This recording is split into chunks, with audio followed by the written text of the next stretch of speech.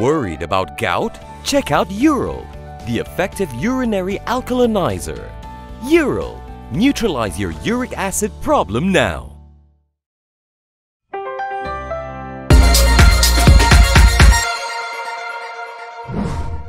Good evening, this is KiniNews and I'm your host Prasad. Muhyiddin Yassin ditched Harapan to get into bed with Umno. At the time, he probably didn't know the same people who showed him support would lead to his downfall. Now as Bersatu prepares for a beating from Umno in Johor, Muhyiddin has one obvious weapon, the alleged deeds of Umno's court cluster. Former Prime Minister Muhyiddin Yassin has gone into detail on how two Umno leaders linked to its court cluster had sought his help. Speaking at a Perikatan national event in Tangkak, Johor last night, Muhyiddin said Umno President Ahmad Zahid Hamidi visited him a few days after he took office as Prime Minister with a large stack of files. Dia bawa pada saya, dia kata Tansi, ini dia file saya.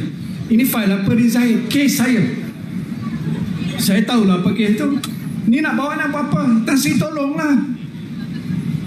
Habis dia kata, saya tak buat apa-apa yang dituduh oleh Tansi. Saya kata, Zahid, kalau engkau kata dah tak buat apa yang dituduh, apa engkau takut? Meanwhile, Muhyiddin also repeated his claim that Najib Razak sought his help to remove Gopal Sri Ram as a prosecutor in ongoing cases. Malu apa, Bossku?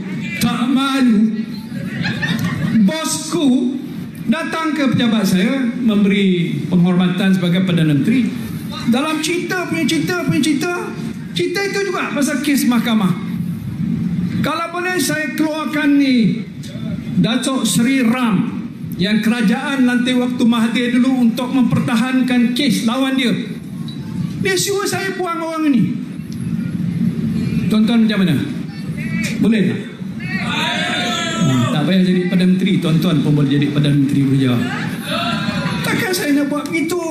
Muhyiddin said he refused to intervene in Najib and Zahid's court cases, which incited their anger and resulted in attempts to destabilize the government.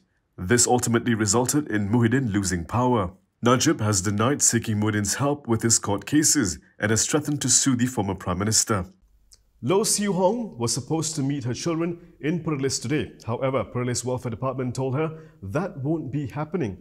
Meanwhile, the State Mufti said the children do not wish to return to their mother.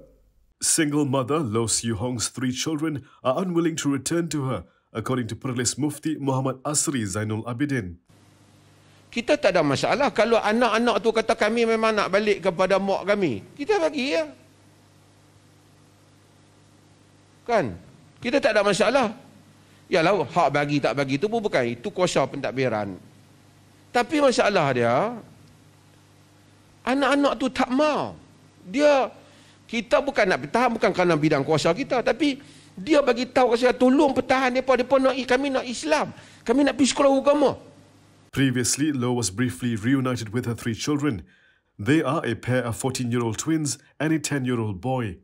Liow and her husband, Nagaswaran Muniandi, separated in March 2019. He took them away and unilaterally converted them to Islam. He is now in prison for a drug-related offence. The children were then placed in the care of the Perlis Welfare Department pending the outcome of a habeas corpus application set for February 21st at the High Court in Kuala Lumpur. Meanwhile, in an interview with Malaysia Kini in Butterworth today, Liow expressed deep disappointment for not being able to meet her 3 children. Betul-betul saya nak anak saya balik, itu saja. Nothing in the perkauman tak ada. Tolonglah, just give my children. Walaupun dia orang Muslim ke, Hindu, Kristian ke, mana-mana pun, ibu tetap terima. Ibu ni, please.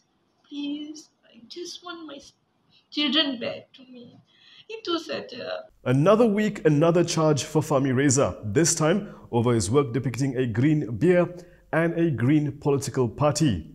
Graphic designer Fahmi Reza claimed trial today over an artwork he did linked to the 2020 beer ban issue. The post in question showed a picture of 2 green beer cans held by 2 hands, with a Carlsberg text on one and the other with what appeared to be the PAS logo. The post is believed to be linked to the issue of several then-PAS ministers in 2020 voicing support for restrictions on alcohol sales beyond Kuala Lumpur. Then in June last year, the Domestic Trade and Consumer Affairs Ministry clarified that there would not be a total ban on liquor sales during the total lockdown period in Malaysia. Today's fresh charge before the Kuala Lumpur Sessions Cyber Court came a week after he was charged over an alleged obscene Twitter post that targeted a minister. Framed under Section 233(3) of the Communications and Multimedia Act, today's charge against Fahmi is for the offence of improper use of network facilities to make an obscene posting with the intent to annoy another person. If found guilty, he may be fined not exceeding 50,000 ringgit, jailed up to a year, or penalised with both penalties. The judge granted 3,000 ringgit bail with one surety and fixed March 30th for mention. The outspoken activist on social political issues has had numerous run-ins with the authorities in the past. Among them was a 2016 clown caricature of then Prime Minister Najib Razak. It started out as a call to unite all opposition parties to battle BN in Johor. Now within the Harapan Pact itself, we have 3 different logos being used for the state election. Muda has taken a page out of PKR's book on uniting the opposition by choosing to use its own logo in the Johor state election. This will mean that there will be 3 logos contesting under the Pakatan Harapan electoral pact. Muda President Syed Saddiq told Sinar Harian that the decision was made to help establish the party during its first electoral outing. The only parties using the Harapan logo in the Johor polls are DAP and Amanah. PKR will also be using its own logo. Muda has secured 6 seats to contest in after negotiations with DAP and Amanah. However, negotiations with PKR broke down and there is no indication that PKR gave up any of the 20 seats they were allocated. Reporters were eager to question Anwar Ibrahim on Rafizi's possible comeback, but let's just say Anwar wasn't too eager to address the issue today. Anwar Ibrahim has refused to address a question regarding the possible return of Rafizi Ramli to active politics at an event today. However, the PKR president promised to address the issue at a later date. Anwar met reporters today at the opening of the Siddiq Fadzil Leadership and Ideas Institute at University Selangor in Shah Alam this morning. He said he wanted to focus on the former ABIM president's book. Anwar was asked to respond to calls urging Rafizi, who is PKR vice president, to return to active politics and contest for a leadership position in the party polls. The former Pandan MP withdrew from politics in 2019 following Pakatan Harapan's historic win and his failure to unseat then PKR number 2 Azmin Ali. Rafizi's critical views regarding former Prime Minister Dr. Mahathir Mohamad's decisions had also drawn flock from various quarters, including Harapan supporters. However, the Harapan dream came crashing just after 22 months in power, and most Harapan supporters have since assigned most of the blame on Mahathir. All is well now in Johor DAP after a compromise helped ease tension between 2 factions. The feud between 2 Johor DAP factions appears to have been diffused for now. The 2 factions are State Party Chief Liow Tiongs and those aligned with the party's incumbent Skudai Assemblyperson Tan Hong Pin. The ceasefire came after Tan's group agreed to a compromise solution brokered by the party's central leadership. Under the arrangements struck on February 13th, 3 of the 5 incumbents will be refielded in their respective seats for the Johor polls. 2 others will be dropped. Tan, however, will be fielded during the next general election in the parliamentary seat of Labes. Speaking to Malaysia Kini, Tan said although this wasn't the perfect solution, they felt that there was not much time left and the preparation should start as soon as possible.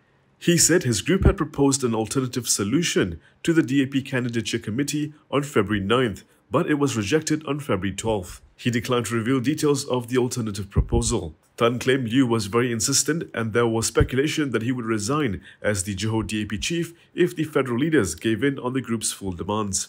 Smokers are everywhere now, but in the future, we'll only read about you in history books because that ban is coming. Health Minister Khairi Jamaluddin said a new law will be introduced to ban smoking and the possession of tobacco products, including vape, for the generation born after 2005. Khairi said this would be the start of a generational endgame for smoking in the country. He said the introduction of the new law would be able to reduce the future generation's exposure to cigarettes and tobacco products.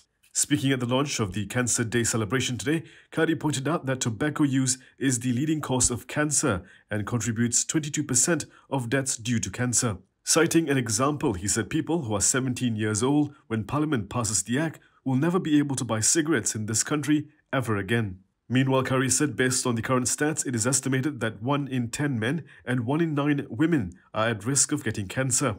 Khairi said cancer is also the leading cause of death recorded at private hospitals and the 4th cause of death in government hospitals.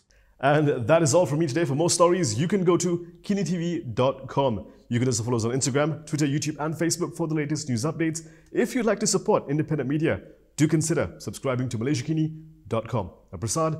Thank you for watching.